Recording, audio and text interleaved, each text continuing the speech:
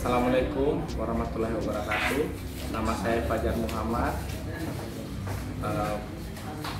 pemilik dari Kedai Makassar, Jalan Pecenongan nomor 78. Ya, kita mengadakan kegiatan sosial. Sebenarnya sih awalnya ada pembagian beras.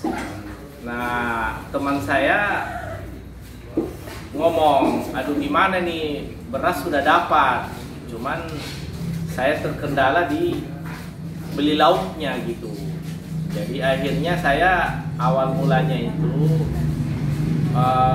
berjualan lah menu yang seperti di depan itu. Sop ayam 5.000, sop kikil 5.000, sop daging 5.000. Cuman saya tidak mau mencantumkan di situ sebagai paket sosial atau donasi, karena pikiran saya cenderung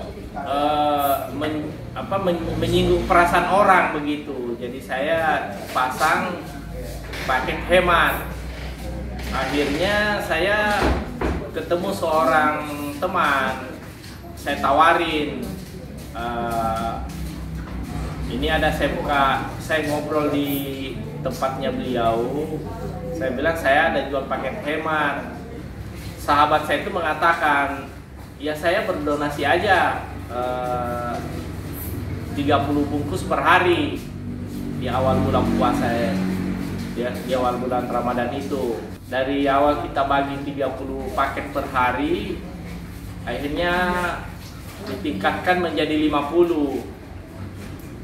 Terus saya tingkatkan lagi jadi 70 per hari. Sampai saat ini menjadi 85 bungkus per hari. Karena ada teman 3 hari yang lalu ikut berpartisipasi 13 bungkus per hari. Jadi saya genapin aja 85 per hari mulai 3 hari yang lalu. Jadi saudara-saudara kita itu sudah pada tahu jam-jam pembagian itu, mereka sudah pada antri di depan. Jadi kita dari situ kita mulai membagikan. Ya, dalam pikiran saya sekarang selalu risau bagaimana caranya saya meningkatkan paket yang saya bagi setiap hari ini. Dan yang paket yang kita bagi tiap hari ini bukan dari sisa-sisa rumah makan ini, memang yang fresh kita baru masak. Kita bagikan dalam keadaan panas. Selesai dimasak masih panas, baru kita bagikan supaya orang juga merasakan walaupun makanan itu dibagikan gratis, tapi mereka masih merasakan makanan panas. Jadi bukan makanan-makanan yang dimasak pagi terus dibagi sore. Jadi kita dadakan semua bahan baku fresh, semua sayuran yang segar yang kita beli, bumbu-bumbu yang kita jual, makanan yang kita jual sama dengan yang kita bagikan. Saya tidak merasa memberi kepada orang itu, saya merasa memberi kepada sesama manusia begitu. Jadi saya betul-betul sama menjaganya, saya kualitas ke pelanggan dengan yang saya bagi-bagikan itu. Nah, banyak orang bertanya, itu menu paket yang di depan yang 5.000 itu beneran? Saya bilang beneran. Sebenarnya paket 5.000 itu sama aja dengan makanan yang ada di sini. Kalau yang beli 5.000 itu sebenarnya porsinya lebih banyak daripada harga normal. Karena pikiran saya, orang kalau sudah dapat beras, orang kan berpikir lagi beli lauk kan. Nah, sekarang kalau beli lauk bagaimana? Nah, sekarang pikiran saya dengan beli paket 5.000, mereka sudah bisa makan satu keluarga. Orang mau beli lauk sekarang kan mesti berbicara masalah uang, bukan uang sedikit, apalagi kalau beli buat satu keluarga. Makanya saya tekankan bagian dapur, di order seumpamanya sop ayam paket, berarti itu paket, berarti isinya banyak, karena itu untuk donasi. Nah, cuman kita tidak ada di sini kata-kata donasi, di spanduk itu nggak ada kata-kata donasi, yang ada paket hemat. Teman-teman saya yang sesama pengusaha kuliner kadang mengatakan, ini gila katanya, ini jualan gila. Saya senyum-senyum aja. Saya cuman, kalau saya bagikan gratis, mungkin ada juga orang beberapa yang mempunyai harga diri, tidak mau mengambil karena dia tidak merasa membeli. Tapi pertimbangan saya, kenapa saya pasang harga 5.000? Dengan situasi sekarang uang 5.000 mungkin bagi saya juga tidak terlalu besar, dan mereka sudah bisa menikmati lauk satu keluarga, itu porsinya bisa buat 5 orang. Jadi beras, mungkin ada beras di rumah 1 liter, dimasak setengah liter, dengan beli lauk sama kita 5.000, itu mereka sudah makan satu keluarga.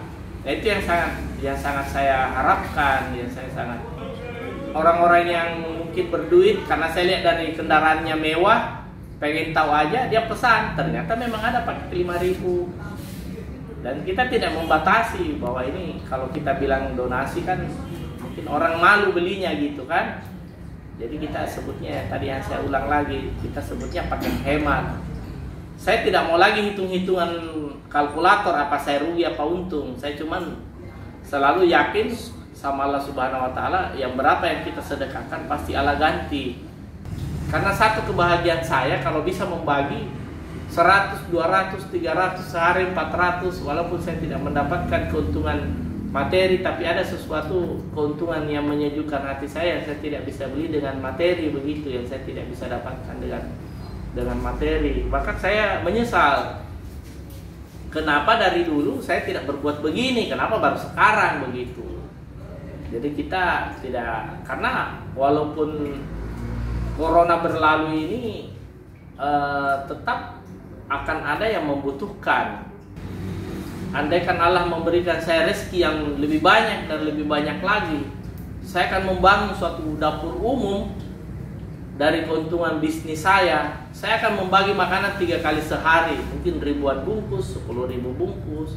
Di saat saya bangun tidur, saya langsung berpikir dan selalu berdoa, ya Allah berikanlah saya rezeki yang lebih banyak sehingga saya bisa berdonasi lebih banyak lagi. Saya tidak memikirkan untuk membeli mobil mewah, mobil mahal, karena itu bagi saya tidak membuat hati saya nyaman. Yang membuat hati saya nyaman di saat saya membagikan paket itu.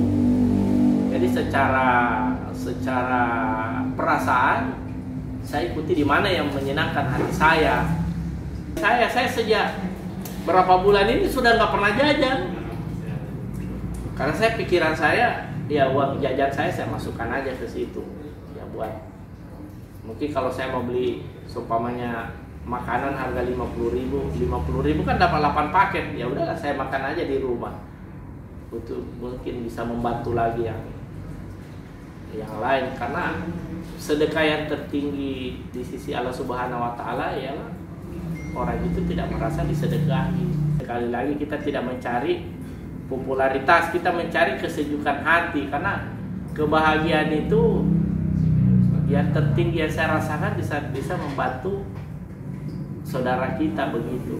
Itu yang saya rasakan. Jadi saya juga berbuat bukan mau dibilang baik, enggak. Saya juga tidak mau popularitas, enggak. Saya cuma berbuat yang saya rasakan menyejukkan hati. Itu mungkin yang saya sampaikan. Dan satu lagi, saya selalu berpikir Allah selalu menjawab doa saya. Saya selalu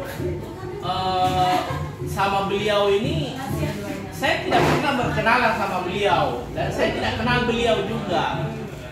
Cuman saya secara pribadi sangat mengidolakan beliau karena saya tumbuh besar sama orang Tionghoa, dan semua rata-rata orang Tionghoa yang saya kenal tidak peduli dengan situasi ekonomi, situasi kemanusiaan. Mereka cuma berpikir, ya mohon maaf, usahanya dan cuan. Dan saya menemukan barang langka di Jakarta. Dia sangat peduli dengan kemanusiaan dan keadaan bangsa. Kenapa saya sangat mengidolakan? Karena saya pikir ini aneh gitu, aneh, langka bagi saya. Makanya semua beritanya saya ikuti. Mulai dari mana beliau ditahan, apa tuduhannya, apa segala. Cuman saya kan rakyat itu, saya nggak berani ngomong gitu. Itu yang saya rasakan. Makanya kemarin waktu beliau datang, saya kirimin istri saya nggak ngomong-ngomong. Ini namanya siapa enggak, langsung istri saya ngomong, ini Pak Lius yang sering papa ngomongin. Saya bilang iya benar. Karena ada suatu orang, kalau saya bilang Tionghoa goblok, kenapa dia tidak peduli dengan urusan bisnis, cuan, dia malah ngurusin yang menyusahkan dirinya. Tapi saya bilang, begitu ketemu beliau langsung saya ngomong, kebenaran tidak akan mungkin ditutupi, kebenaran akan timbul, kebenaran akan muncul, walaupun ditutupi bagaimana, kebenaran akan muncul, tidak bisa ditutupi karena beliau menyuarakan kebenaran itu tanpa kalkulator, tanpa pamrih, tanpa hitung-hitungan. Memang ya itu yang saya lihat dan yang saya rasakan begitu. Makanya saya begitu beliau datang ke tempat saya bilang, Allah menjawab doa saya. Kenapa? Dipertemukan itu. Mungkin sering juga di sini makan orang-orang penting, tapi saya tidak merasa segembira itu. Ini benar-benar. Waduh, maaf. Benar-benar saya. Iya. Dan saya pikir beliau ini negara rugi kalau tidak memakai pikiran dan ibaratnya nalurinya dan kepedulian beliau. Rugi. Sangat rugi bagi saya. Tapi saya orang bodoh ya, bukan cuman kata hati saya aja yang mengatakan. Kata hati saya aja. Awalnya nggak ada saya kenal sama beliau, nggak ada. Cuman dia di layar TV, saya di nonton di rumah. Saya cuma bilang ini ada juga Tionghoa goblok. Bukannya bangun toko, bukannya bangun pabrik. Ini kalau engkongnya hidup ini dimarahin ini. Lu bukannya bikin toko, ngurusin pabrik, malah ngurusin yang kamu nggak bikin cuan. Tapi ada tujuan mulia di balik beliau. Ada mungkin rahasianya beliau. Dia juga mengejar kesejukan hati seperti yang saya rasakan selama ini. Itu mungkin yang saya sampaikan. Jadi saya sampaikan ini, saya bukan timnya beliau, saya nggak kenal beliau, ini pertemuan kedua. Barang langka kalau saya bilang. Di mana-mana kalau kita tanya teman-teman Tionghoa pasti dia bilang, di situ bagus bangun toko, baru tertarik. Kalau di situ ada urusan buat kepedulian, gua aja. Oke, begitu saja. Terima kasih. Waduh, ini mahal.